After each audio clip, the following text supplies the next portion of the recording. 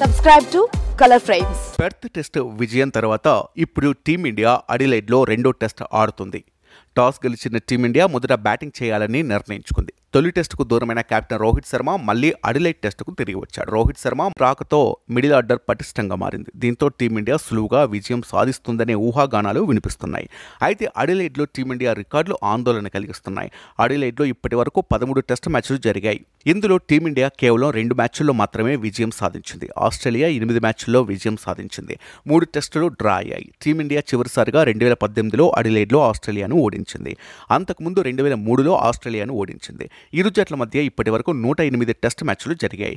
ఈ కాలంలో భారత జట్టు 33 మ్యాచ్ల్లో మాత్రమే విజయం సాధించింది. అలాగే ఆస్ట్రేలియా 45 మ్యాచ్లు గెలిచింది. ఒక మ్యాచ్ టై కాగా 29 డ్రాగా మిగిలాయి. కంగారు గడ్డపై భారత ఆస్ట్రేలియా మధ్య 53 టెస్ట్ మ్యాచ్లు జరిగాయి. ఈ సమయంలో భారత జట్టు కేవలం 10 మ్యాచ్లు మాత్రమే గెలవగలిగింది. అలాగే స్వదేశంలో ఆస్ట్రేలియా 30 మ్యాచ్లు గెలిచింది. ఈ వ్యవధిలో 13 మ్యాచ్లు డ్రా అయ్యాయి. ఇక కోహ్లీ ఫామ్ను అందుకోవడం, తెలుగు తేజం నితీష్ రెడ్డి సత్తా చాటడం భారత్కు కలిసి వచ్చే అంశం. రోహిత్ గిల్లులు రావడంతో దేవదత్ పడిక్కల్, ధ్రువ్ జురెల్లో బెంచ్కే పరిమితం కానున్నారు.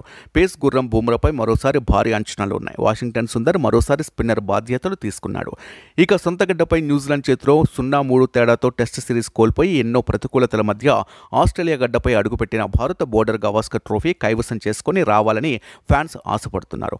మరోవైపు డే నైట్ టెస్టులో ఆస్ట్రేలియా తిరుగులేని ఆధిపత్యం ప్రదర్శిస్తోంది. పింక్ బాల్తో 12 టెస్టులు ఆడిన ఆస్ట్రేలియా 11 మ్యాచ్ల్లో విజయం సాధించింది.